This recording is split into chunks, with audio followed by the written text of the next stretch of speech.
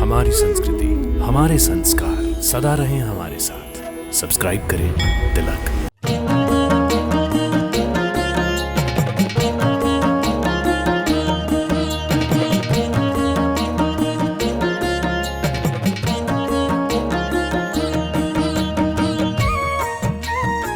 ओम नागेश्वराय ज्योतिर्लिंगाय नमः।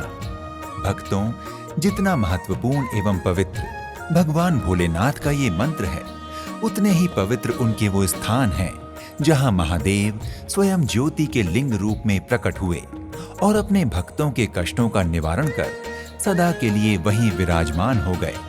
इस प्रकार से भारत के ऐसे 12 पवित्र स्थल हैं जो भगवान भोलेनाथ के ज्योतिर्लिंग के रूप में पूजे जाते हैं। इन्हीं में से आज हम आपको दर्शन करवाने जा रहे हैं नागेश्वर ज्योतिर्लिंग के। हमारे कार्यक्रम दर्शन से जुड़े सभी भक्तों को तिलक परिवार की ओर से हार्दिक अभिनंदन। तो आइए आपको लेकर चलते हैं गुजरात स्थित नागेश्वर ज्योतिर्लिंग की यात्रा पर। भक्तों, जैसा कि हमने आपको बताया, भगवान भोलेनाथ के स्वयं प्रकट होने का साक्षात प्रमाण है हमारे देश में स्थित 12 ज्योतिर्लिंग, जिनमें से 2 ज्योतिर्लिंग गुजरात में स्थित हैं। ये नागेश्वर महादेव का मंदिर प्राचीन समय से है। इस स्थान पर प्राचीन समय में दारुका नाम का राक्षस का भगवान शिव ने इसी स्थान पर नाश किया था, जिस राक्षस के नाम से दारुका वन इस जंगल को कहा जाता है। फिर भक्त की प्रार्थना से भोलेनाथ नाग स्वरूप माता पार्वती नागिन रूप से विराजमान रहे। रामेश्वर में भगवान श्री राम ने पूजा किया है, नागेश्वर में भगवान कृष्ण ने पूजा किया है। गुजरात में 2 ज्योतिर्लिंग है, सोमनाथ है, नागेश्वर है।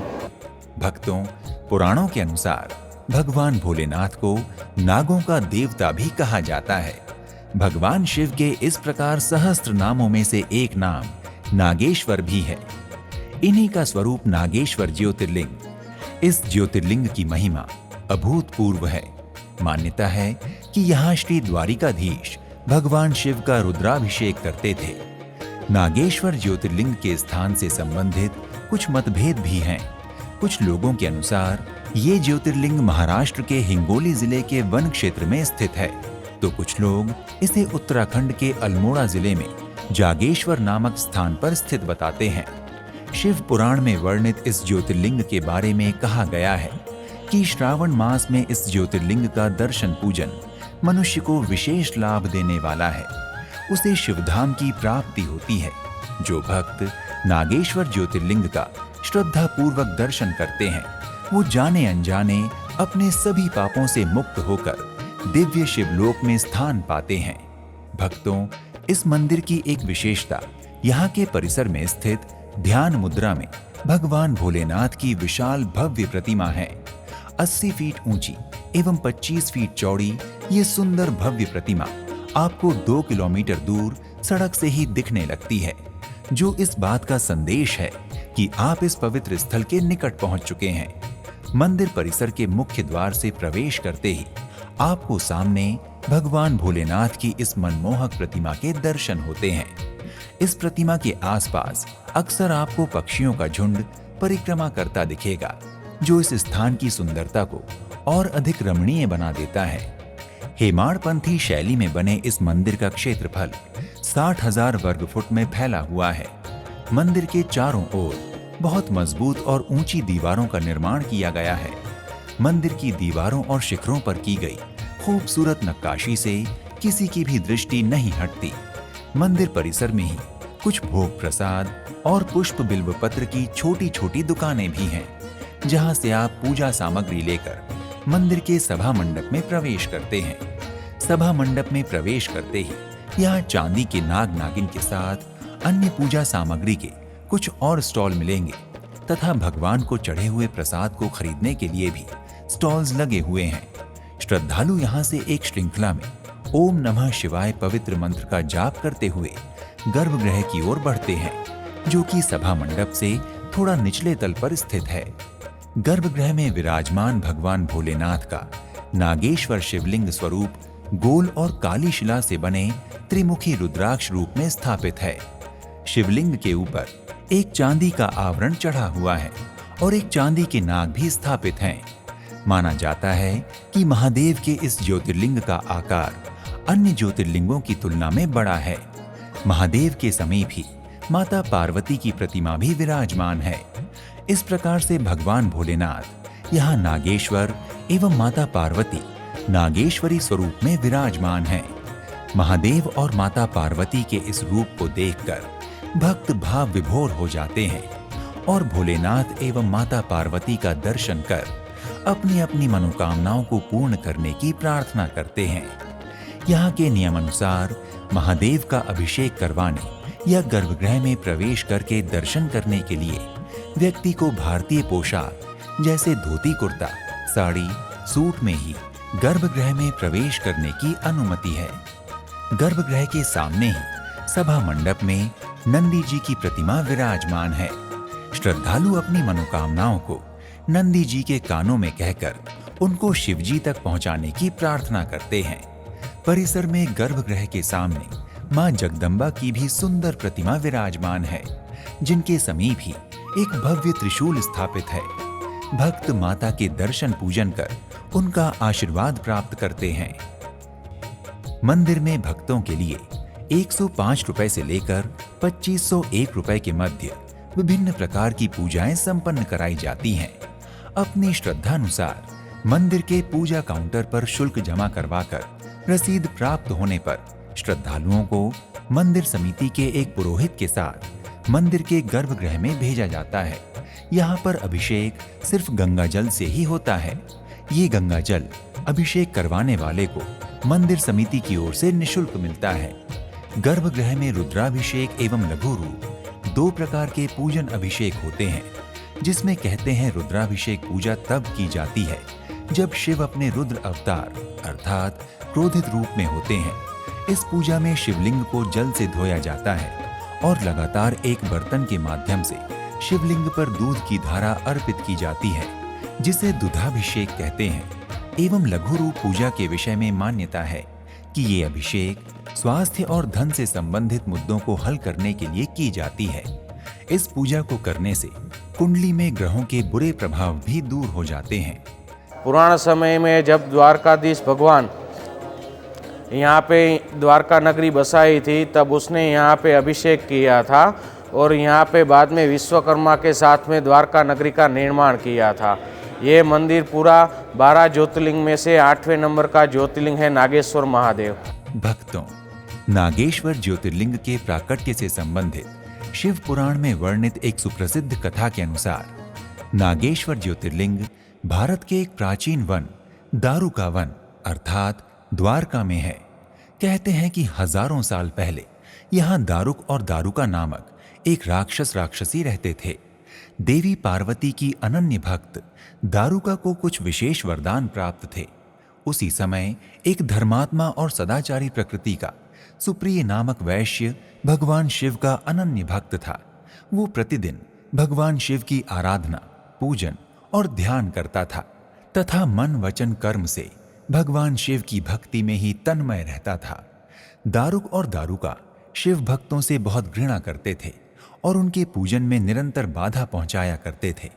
सुप्रिय के शिव जी की पूजा पाठ के कारण कई लोग भी उनके साथ भगवान शिव की पूजा अर्चना करने लगे थे। एक बार मनुष्यों से भरी बहुत सी नावें वहां से गुजर रही थीं। उनमें सुप्रिय भी था। उन राक्षसों ने सभी मनुष्यों को बंदी बनाकर कारागार में डाल दिया। सुप्रिय ने कारागार में रहकर भी भगवान शिव की आराधना करना बंद नहीं किया और अपने दूसरे साथियों को भी शिव जी की आराधना करने के लिए प्रेरित किया। सभी लोग मिलकर प्रतिदिन भगवान शिव की आराधना करने लगे। जब दारुक राक्षस को इस बात का पता चला तो वो अन्य राक्षसों के साथ मिलकर सुप्रिय सहित अन्य मनुष्यों को भी मारने दौड़ा।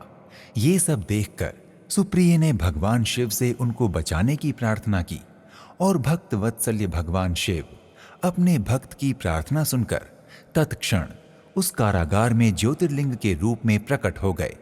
उन्होंने सुप्रिय को पाशुपतास्त्र प्रदान कर दारुक राक्षस को खत्म करने को कहा। इस घटना के बाद सुप्रिय अपने जन्म जन्मांतर से मुक्त होकर भगवान शिव के धाम को चला गया और भगवान शिव सभी मनुष्यों की रक्षा के लिए इस वन में ज्योतिर्लिंग के रूप में विराजमान हो गए। उसी दिन से ये लिंग नागेश्वर ज्योतिर्लिंग के नाम से विख्यात हो गया। भक्तों, नागेश्वर ज्योतिर्लिंग मंदिर के इतिहास के बारे में कहा जाता है कि ये मंदिर द्वापर युग में अज्ञातवास के दौरान पांडवों द्वारा बनाया गया था। इससे संबंधित एक प्रचलित किंवदंती के अनुसार अज्ञातवास के दौरान एक बार पांडव घूमते घूमते इस दारुक वन में आ गए। उस समय यहाँ एक सरोवर था। पांडवों के साथ एक गाय भी थी। वो गाय प्रतिदिन सरोवर में उतरकर दूध देती थी। एक बार भीम ने ये देखा और अगले दिन उस गाय का पीछा करते हुए वो सरोवर में उतर गए और वहां उन्होंने भगवान भोलेनाथ के दर्शन किए और उन्होंने पाया कि गाय हर दिन शिवलिंग पर दूध अर्पित करती है। तब पांडवों के उस सरोवर को नष्ट करने के निर्णय स्वरूप वीर भीम ने अपनी गदा से उस सरोवर के चारों ओर प्रहार किया और सभी ने महादेव के इस शिवलिंग के दर्शन किए। तब श्री कृष्ण ने उन्हें उस शिवलिंग के बारे में बताया और कहा कि ये कोई साधारण शिवलिंग नहीं है, बल्कि साक्षात नागेश्वर ज्योतिर्लिंग है। तब पांचों पांडवों ने उस स्थान पर भूतल पर स्थित ज्योतिर्लिंग का भव्य अखंड पत्थर का मंदिर बनवाया। कालांतर इस मंदिर का जीर्णोद्धार सन 1996 में सुपर कैसेट्स इंडस्ट्री के मालिक स्वर्गीय श्री गुलशन कुमार जी ने करवाया था। मंदिर के पुनर्निर्माण कार्य के बीच में ही श्री गुलशन कुमार जी की मृत्यु हो जाने के कारण गुलशन कुमार चैरिटेबल ट्रस्ट के द्वारा उनके परिवार ने इस मंदिर का कार्य पूर्ण करवाया। भक्तों, नागेश्वर ज्योतिर्लिंग मंदिर के द्वार दर्शन पूजन के लिए प्रतिदिन प्रातः 6 बजे से दोपहर 12:30 बजे तक, फिर शाम 5 बजे से रात्रि 9 बजे तक खुले रहते हैं तथा भगवान की प्रथम आरती प्रातः 5 बजे, फिर भगवान के श्रृंगार दर्शन शाम 4 बजे से 4:30 बजे तक और संध्या आरती शाम 7 बजे होती है। आरती के समय मंदिर और इसके आसपास का वातावरण बहुत ही सुरम्य और मनमोहक हो जाता है। ढोल, नगाड़े, शंख, डमरू और घड़ियाल के अनहद नाद मंदिर में उपस्थित यात्रियों, श्रद्धालुओं और भक्तों के रोम रोम को आह्लादित एवं भाव विभोर कर देते हैं। भक्तों, वैसे तो महादेव के इस पवित्र स्थल नागेश्वर ज्योतिर्लिंग मंदिर में सभी त्योहार बड़े ही धूमधाम से मनाए जाते हैं, किंतु महाशिवरात्रि का पर्व यहाँ बहुत ही हर्षोल्लास के साथ मनाया जाता है। इस दिन यहाँ मेले का भी आयोजन होता है। दूर दूर से भक्त इस दिन महादेव के इस 10वें ज्योतिर्लिंग के दर्शन पूजन करने आते हैं। इसके अतिरिक्त यहाँ नागपंचमी एवं भगवान भोलेनाथ को प्रिय श्रावण मास में भी भक्तों की भारी भीड़ देखने को मिलती है। भक्तों, अगर आप नागेश्वर ज्योतिर्लिंग मंदिर के दर्शन की यात्रा योजना बना रहे हैं तो आप इस मंदिर के अतिरिक्त यहाँ स्थित सुप्रसिद्ध द्वारिकाधीश मंदिर, गोमती घाट के मंदिर, भड़केश्वर महादेव मंदिर, रुक्मणी मंदिर, सुदामा सेतु, समुद्र नारायण मंदिर, द्वारका बीच, गायत्री मंदिर, स्वामी नारायण मंदिर आदि प्रमुख मंदिरों को भी अपनी द्वारिका यात्रा में शामिल कर इनका दर्शन पूजन कर सकते हैं। भक्तों, आप गुजरात स्थित नागेश्वर ज्योतिर्लिंग के दर्शन के लिए वायु मार्ग, रेल मार्ग या सड़क मार्ग, इन तीनों ही मार्गों द्वारा आसानी से मंदिर पहुंच सकते हैं। वायु मार्ग द्वारा नागेश्वर ज्योतिर्लिंग मंदिर की यात्रा करने के लिए यहाँ का निकटतम हवाई अड्डा पोरबंदर हवाई अड्डा तथा जामनगर हवाई अड्डा है। अगर आप रेल मार्ग द्वारा नागेश्वर ज्योतिर्लिंग पहुंचना चाहते हैं तो यहाँ का निकटतम रेलवे स्टेशन द्वारका स्टेशन है, जो देश के सभी मुख्य रेलवे स्टेशनों से जुड़ा हुआ है। आप हवाई अड्डे या रेलवे स्टेशन पहुंचकर यहाँ से मंदिर के लिए बस या टैक्सी कर सकते हैं। और अगर आप सड़क मार्ग द्वारा नागेश्वर ज्योतिर्लिंग मंदिर की यात्रा करना चाहते हैं तो द्वारका एक प्रमुख तीर्थ स्थल होने के कारण देश के सभी मुख्य शहरों से सड़क मार्ग द्वारा अच्छी तरह से जुड़ा हुआ है। अतः आप सरकारी या निजी वाहन द्वारा आसानी से मंदिर पहुंच सकते हैं। भक्तों, अगर आप महादेव के साक्षात स्वरूप नागेश्वर ज्योतिर्लिंग के दर्शन कर महादेव एवं माता पार्वती की कृपा दृष्टि की कामना रखते हैं तो अविलंब ही अपने बजट एवं क्षमता अनुसार यात्रा का शुभारंभ कीजिए। तो आज के इस एपिसोड को बम बम भोले के जय घोष के साथ यहीं पर विराम देते हैं और मिलते हैं एक अगले एपिसोड में एक नए पवित्र धाम की यात्रा पर। प्रणाम। इति शुभम।